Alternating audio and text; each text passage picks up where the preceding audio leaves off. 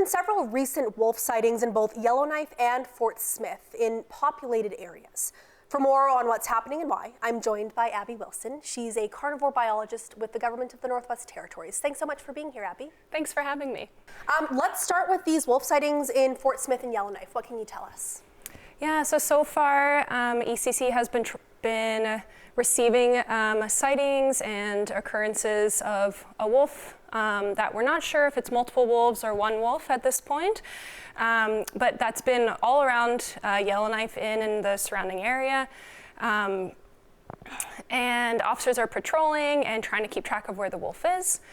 In Fort Smith, there's been one wolf sighted multiple times. Snares have been set for this wolf, signage has been posted, and ECC is just encouraging the public to continue reporting sightings in both cases. What would bring a wolf so far into town? Some of the sightings in Yellowknife in particular are not in the fringes, they're kind of in the center of town. Why would a wolf come in so far? There's a couple reasons that wolves could come in this far into town, both on the peripheral and into town. The first being it's winter months, and that means a few things. The lakes are frozen, so access is increased for wolves. They can get to places that they might not have been able to before. We're in January. January to March is the breeding season for wolves, so there might be some increased movement there. From the photos that I've seen on social media, this looks like a young wolf. Young wolves tend to disperse in late fall and early winter. So it could be a young wolf that's just been kicked out of a pack and is looking to establish a new territory. When wolves are looking for a new territory, they're trying to find food, they're trying to find mates, and they're also trying to find a territory that's not already occupied by another pack. And so in Yellowknife in particular, we know we have active wolf dens north of the dump. You know, we've seen that pack last year at the Fred Henne campground. So we know wolves are around and in this area. And so this individual might just be exploring a new territory, might be a dispersing individual. Of course, if wildlife is coming, deeper into town centers, that could be because they're getting a food reward. So if there is unsecured garbage, if you're leaving pet food out, if just there's food in general that's accessible by wolves, that might be a reason that the wolf is staying closer to town instead of looking elsewhere for food. I mean, you mentioned a whole range of reasons why this might be happening. It does still seem fairly unusual that a wolf is so far into town. Is this fairly unusual behavior for a wolf? Would they normally kind of want to be further away from humans? Yes, I think in general, wolves they don't want to be around humans. It's not their preferred habitat.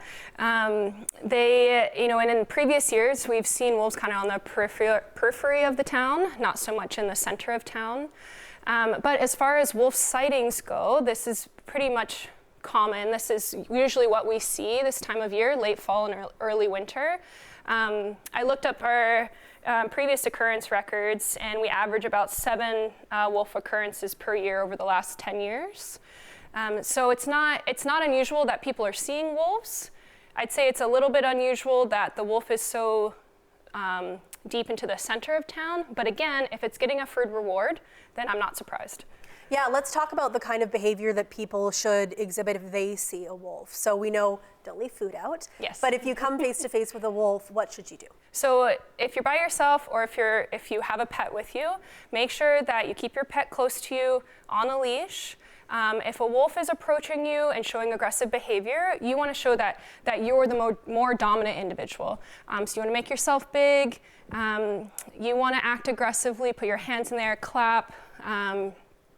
You can also throw rocks at the wolves if you need to. You want to back away slowly. You don't want to turn and run. And then, that happens if the wolf is right in front of you and something's happening. But the key is to prevent those interactions. So the way to do that is, we never want to approach a wolf. We never want to approach any signs of a wolf if there's a rendezvous site or a den.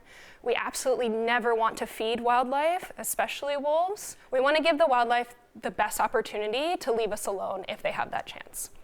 And then I also wanted to touch upon briefly, just because the wolves have been coming so far into town, sometimes they've been spotted near schools. So is there anything in particular that parents should be telling their kids about what they should do if this happens, if they see something, just with these kind of in-town sightings?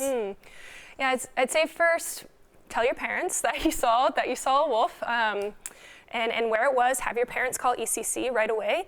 The key for us is that if those sightings can be reported right away, then we can respond faster and ensure public safety. It's difficult for us to respond if we get a call and then we saw the wolf 2 days ago or last night even, because the wolves are highly mobile. They're moving, and as you've seen, from the sightings, it's moving all over the town. So let ECC know right away, report important details. School kids that are walking home from school should always, I would suggest, being in a group. If you're going out on the playground, stay in a group. Just be vigilant, have a look around outside, pay attention to your surroundings. I mean, we live in a remote place, and that's why a lot of us like to live here. So we just need to remember to be vigilant in wild country. Yeah, absolutely. It's good advice kind of year round. Mm-hmm. Thank you so much, Abby. This has been fascinating, and I really appreciate your time. Thank you for having me. And we have some numbers for you on the recent wolf sightings, all from the GNWT. There were 10 calls about the Yellowknife wolf and about 10 sightings reported for the community. In Fort Smith, there were 2 recent calls about a wolf. There were not any sightings, but people did report that they saw signs of the animal. And again, the NWT Department of Environment and Climate Change asks that you call it immediately if you see a wolf.